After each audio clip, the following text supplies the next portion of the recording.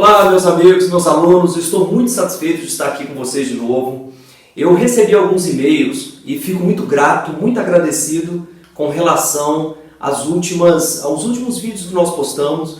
Houve um feedback muito interessante, eu fiquei muito feliz. No entanto, tem uma coisa muito interessante que eu preciso discutir com vocês.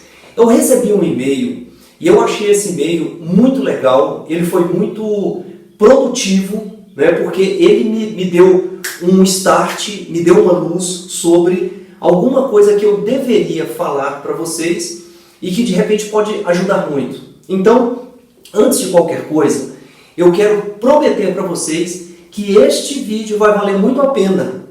Você precisa ficar atento a ele até o fim. É um vídeo curtinho, no máximo 10 minutinhos, mas ele vai valer muito a pena para você no que diz respeito à redação em língua portuguesa.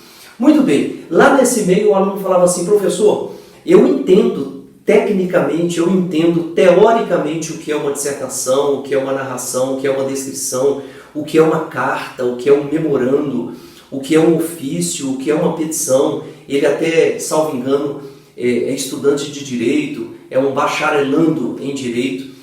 Mas a dúvida dele é a seguinte: professor, como é que eu começo? Como eu faço para começar? Porque eu me coloco diante do papel, estou com a caneta à mão e eu não consigo escrever. As ideias não aparecem. Qual é a receita para isso? Com base nesta informação, eu trouxe para vocês hoje uma aula prática. Portanto, ela é muito importante. Mas antes, se inscreva aqui no canal. Deve estar aqui, se inscreva, acione o sininho, porque como as aulas serão curtas, serão várias aulas sobre redação. Esta é apenas a primeira. Muito bem. Você está lá diante do Enem, uma prova do Enem, você está diante de uma prova de uma universidade, um vestibular, ou então você já é universitário, você já é aluno secundarista, está fazendo o ensino médio, e o professor simplesmente chega e diz assim: vamos fazer um texto, vamos fazer uma redação. E ele dá um tema, geralmente é um tema do momento, né? Um professor não vai pedir para você escrever, é claro, depende da disciplina, mas ele não vai pedir para você escrever alguma coisa sobre o Império Romano, a não ser que seja uma aula específica daquele conteúdo. Geralmente, o professor ou a banca, no caso de um concurso público ou de um exame vestibular, ele pede alguma coisa sobre aquilo que está acontecendo no mundo agora, porque tem que ser algo mais atual, mais contemporâneo. Muito bem. E aí você chega lá e a prova é: fale sobre isso. E aí você não sabe nada, ou pelo menos sabe muito pouco sobre aquele assunto. E aí começa a pintar uma certa aflição, porque tudo tem tempo. E como tem tempo, tem horário, você está correndo contra o tempo, começa aquela preocupação. Eu vou dar uma dica prática para você. Então vamos lá, vamos na prática. Vamos imaginar que nós estamos diante de uma prova e que o tempo está correndo. Você vai fazer isso aqui, ó.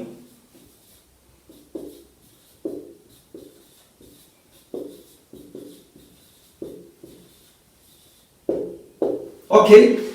Você vai começar com isso. Esse G aqui ficou horrível. Eu vou explicar para vocês daqui a pouco a importância de você usar a letra cursiva. Em uma redação, a letra cursiva, que não é essa aqui é a chamada caixa alta, é a letra de forma.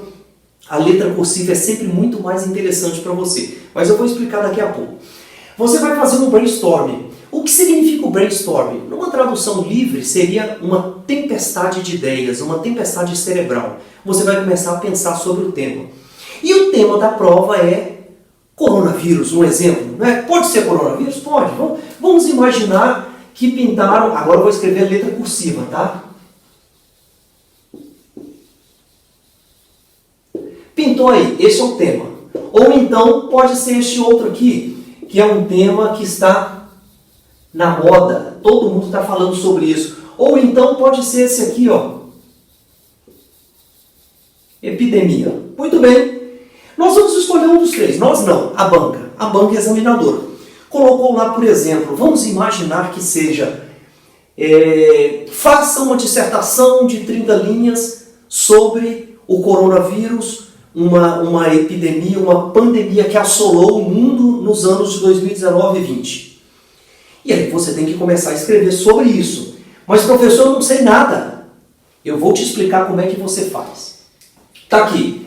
Você vai fazer um brainstorming. Você vai começar a colher ideias. As ideias, para aparecerem, em primeiro lugar, você tem que ter isso aqui, ó. Em primeiro lugar, o que, como, quando, por quê, e assim sucessivamente. Observe, o que, como, quando, por quê, de que forma, com quem, o que é o coronavírus, o que é a pandemia, o que é epidemia. Como surgiu o coronavírus, quando surgiu, por que surgiu, onde surgiu, cadê o onde? Vamos colocar o onde, porque o onde também é extremamente importante, não é? Então vamos lá. Em primeiro lugar, eu vou descobrir o que eu sei para depois pesquisar o que eu não sei. O que é epidemia? Bom, eu ouvi dizer que epidemia é isso e aquilo. Eu vou colocar o que eu sei, eu estou fazendo um brainstorm. Epidemia significa o seguinte, a palavra epi significa acima de todos. Acima de todos. É aquilo que atinge a todos ao mesmo tempo, não é? Muito bem, eu já sei que é um prefixo grego, que quer dizer aquilo que alcança a todos. Demia, na realidade, deriva também de uma palavra grega que quer dizer demo. Demo significa povo. Aqui, ó, vamos colocar aqui, ó. Demo, que significa povo. Ah, professor, então se eu fizer uma associação de ideias, eu começo a descobrir que daqui deriva a palavra democracia. Ok, demo quer dizer povo. E cracia, tá aqui, ó, vou escrever em letra de forma agora. Cracia significa governo. Governo, tá aqui, ó. É um governo feito para o povo. Democracia, governo feito para o povo. Epidemia é aquilo que está acima de todos, que alcança todas as pessoas dentro de um país. Muito bem. Agora que eu já sei o que significa isso, e pandemia? A palavra pan, quem aqui se lembra dos jogos pan-americanos? Pan também um prefixo grego que quer dizer todo, é o pronome. Aqui, ó. Todo, tudo, todo, tudo e assim por diante. Portanto, demia eu já sei o que é, demo, povo, é aquilo que alcança a todos os povos. Se a epidemia alcança as pessoas dentro de um país, a pandemia alcança a todos dentro de um continente ou dentro de todo o planeta. Perceberam que quando estava só na China era uma epidemia. Saiu da China, alcançou o continente asiático, europeu e chegou até as Américas, virou uma pandemia. Pan está acima. Muito bem. Agora, professor, já sei o que significa isso, já sei o que significa isso. E o corona? O que significa isso? E por que no início era apenas coronavírus, agora é Covid-19? Isso também tem uma explicação muito tranquila. Significa o seguinte, você pega aqui a palavra corona, subtrai de corona o có, você tem aqui, ó, có. Você pega da palavra vírus, subtrai o vi, você tem vi. E a palavra doença em inglês quer dizer disease, que é isso aqui, ó. Essa é a palavra doença. Portanto, você tem aqui, ó, você já sabe o significado. Covid é co de corona, vi de vírus e D de doença. E por que 19? Porque 19 é o ano em que essa doença, esse novo vírus, esse novo coronavírus surgiu. Porque uma coisa é você falar do coronavírus que já existia, outra coisa é você falar do novo, que surgiu em 2019. Então eu já sei que Covid-19 significa coronavírus, o novo que surgiu em 2019. Agora eu preciso continuar fazendo meu brainstorming. Já sei o que é, eu já sei o como. Como é que essa doença é transmitida? Bom, ela é transmitida através de um aperto de mão, através do ar que eu inspiro, através de um espirro, através de um contato com outras pessoas. Eu estou fazendo um brainstorm. Eu já sei o que é, já sei como e quando surgiu, também em 2019. Por que isso atingiu o mundo inteiro? Aí eu vou me perguntar por quê e vou responder. Bom, atingiu o mundo inteiro porque surgiu em um país, os cuidados não foram tomados, as pessoas viajaram de um país para o outro, levando consigo a doença. Bom, então eu já sei por que isso atingiu o país inteiro. Porque não houve o devido cuidado quando a epidemia era apenas uma epidemia.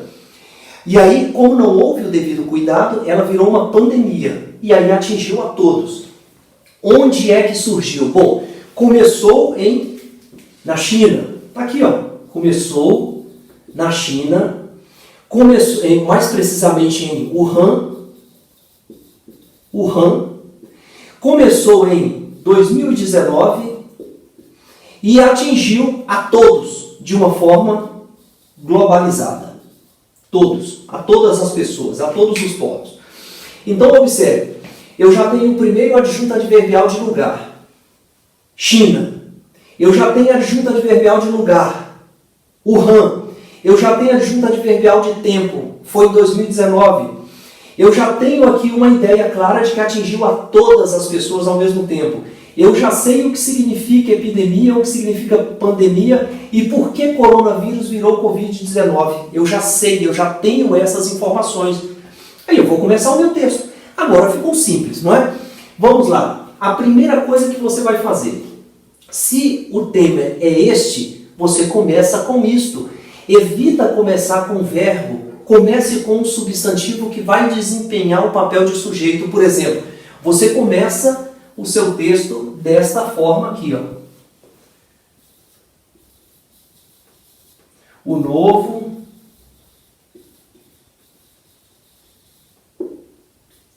coronavírus. Aí você, olha, observe bem. Você vai colocar aqui um adjunto adverbial de tempo, aqui um adjunto adverbial de lugar e aqui um adjunto adverbial de modo. Quer saber como? O novo coronavírus surgido em 2019 ou descoberto em 2019 ou simplesmente detectado em 2019, o verbo, você escolhe a sua vontade. Coloca o verbo que você quiser e depois você altera, não é? Então, o novo coronavírus detectado em 2019, adjunto adverbial de tempo. Mais precisamente na cidade de Wuhan, na China, adjunto adverbial de lugar. Alcançou todos os países do mundo em menos de 3 meses. Você acabou de dar uma informação clara. E isso não significa que tenha que ser assim. Você muda do jeito que você quiser. O novo coronavírus, descoberto na China, mais precisamente em Wuhan, no ano de 2019, alcançou a todos os países do mundo em menos de 90 dias. Olha que bacana. A sua introdução está criada. Aí desta introdução você vai, no próximo parágrafo, explicar o que é coronavírus, no próximo parágrafo explicar os cuidados que o governo chinês deveria ter tomado e assim sucessivamente. É claro que isso aqui é apenas uma introdução. No próximo vídeo que nós vamos gravar, nós vamos criar um texto inteiro, ou pelo menos criar um desenvolvimento. Aqui nós estamos numa fase introdutória, tá ok? Mas o que eu quero dizer para vocês é que nós não sabíamos nada sobre isso e do nada criamos alguma coisa. E desta alguma coisa que é a introdução, nós vamos criar o nosso desenvolvimento, tá ok? Não percam o vídeo 2. O vídeo 2 vai ser muito interessante. Aí depois a gente vai pegar e trabalhar item a item. Por exemplo, a gente vai entender fortemente o que é uma dissertação e por que se chama dissertação e por que esse texto é tão cobrado nos exames e nas provas todos os dias. E aí eu quero muito que você me ajude a escrever isso na hora. Eu falo de cá, escrevo de cá e você escreve daí. Se eu usar um verbo aqui que você não concorda ou que você acha que deveria ser um verbo diferente, você muda aí e a gente faz testes, a gente vai fazer um bate-bola. Tá ok? Um grande abraço, agradeço a vocês por mais essa atenção e eu espero que estejamos juntos nos próximos vídeos. Um abraço.